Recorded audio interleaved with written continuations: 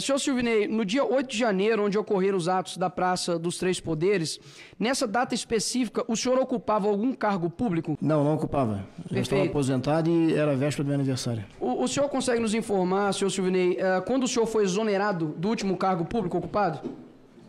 No dia 21 de dezembro de 2022. O senhor, como gestor público há quase 30 anos, como pessoa física, cidadão, possui conhecimento de alguma manifestação de grande proporção pós-eleições de 2022 em Brasília? Não, nunca tomei conhecimento. Tem a do dia 8 e vi pela televisão, né? Mas... Perfeito.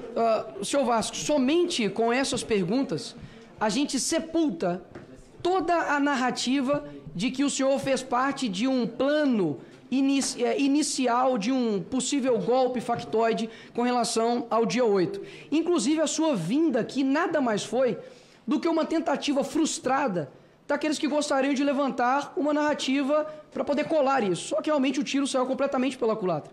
Inclusive, essa CPMI, ela tem ferido a nossa Constituição, artigo 58, parágrafo 3º, que diz respeito a apurar fatos determinados. E, portanto, quando nós vemos aqui questionamentos, né, de foco que foge do escopo da investigação, isso precisa ser colocado aqui em xeque de que a Constituição Federal brasileira não está sendo cumprida. Porque os questionamentos aqui, senhor Vasques, por exemplo, foi no seguinte sentido: por que o senhor tinha foto com o Bolsonaro? Se o senhor tinha conhecimentos que a empresa era apoiada por Trump, qual foi as compras de veículos da PRF, o número de mortes em estrada, sobre espião Pegasus. A relatora, com toda a sua imparcialidade, teve a coragem de perguntar se o senhor conhecia a respeito da granada bailarina. Foi colocado aqui um questionamento se a camisa 22 era ou não do Rodinei do Flamengo. Isso chega a ser vexatório para um governo, numa tentativa de elencar uma narrativa, fazer essas perguntas para o senhor.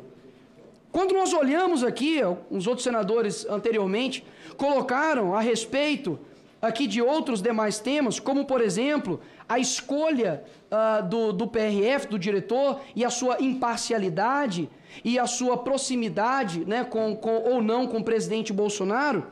Eu gostaria, isso aqui é um momento especial, eu gostaria, por gentileza, de solicitar à mesa que colocasse a foto do então imparcial novo diretor da PRF, com seu charuto, boné cubano.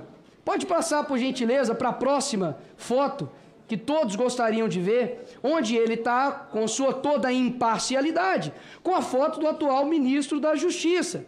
Ou seja, os questionamentos que foram colocados aqui, agradeço pela exposição, na verdade devem ser questionados ao novo diretor da PRF, afinal de contas, ele era o diretor daquela data. Portanto, vi aqui também os senadores dizendo a respeito que onde estava a PRF, senhor Vasques, quando, por exemplo, o Bolsonaro andava sem capacete na moto. Aí eu te pergunto, olha só que presente a nova ministra do Lula nos deu hoje, ela andando de moto sem capacete. Aí eu pergunto, senhor diretor da PRF, onde está o senhor quando uma ministra, inclusive ali na Maré, está andando sem capacete na moto? E a título de curiosidade, sabe qual foi a resposta do Ministério a respeito do porquê que ela estava sem capacete? Porque eram regras determinadas do local. Aí eu te pergunto, é razoável de que um ministério e uma ministra fiquem subordinados a determinações de criminosos? Mas só a título mesmo de esclarecimento. Eu ouvi aqui também dizer, com relação a questionamentos, né, super focados no dia 8, se o senhor utilizava ou não celular em reuniões. Sendo que o Lula, a gente sabe, o senhor eu não sei, mas que o Lula não usa em seus churrascos, isso eu sei. Quando a gente olha a questão aqui de acusações feitas ao senhor, como se o tom fosse além de acusatório, fosse de sentença. Infelizmente, nós temos a relatora que em seu primeiro dia de CPMI disse que foram atos golpistas. Eu acredito que uma juíza não pode dar uma sentença sem a finalização dos autos. E olha só que curioso, eles utilizam o Lula como inocente, sendo que foi condenado por 3 instâncias em corrupção passiva e lavagem de dinheiro, e só foi inocentado, não descondenado, por conta de amizades de togados, mas chegam aqui para o senhor e apontam o dedo, quebrando a presunção da inocência, onde a pessoa não pode ser culpado até que haja transitado em julgado. Então é a título de justiça com o senhor que eu faço isso daqui. E por fim, um senador que é de aqui de Minas Gerais, mas que pelo visto não conhece de Belo Horizonte, questionou ao senhor do porquê que a PRF não interviu na Avenida Raja Gabalha, onde estavam ali diversas pessoas de verde e amarelo, de forma pacífica, em frente ali ao quartel. Ele não sabe que ali é uma rodovia, uma avenida municipal, portanto a PRF não tem competência para tal. Ou seja, basicamente o senhor veio aqui e respondeu questionamentos a respeito da sua gestão e vida pregressa, o que foge totalmente do escopo dessa CPMI. E por fim, um deputado aqui anteriormente disse que pessoas, e isso aqui é muito grave, vocês vão entender por que é grave. Ele disse que pessoas deixaram de votar por conta da PRF. Contudo, nós temos aqui uma notícia onde o ministro Alexandre de Moraes diz que operações da PRF não impediram eleitores de votar. O senhor deputado, ele já foi embora, mas o senhor deputado está dizendo que o ministro Alexandre de Moraes é um mentiroso? Isso é complicado, isso é muito grave.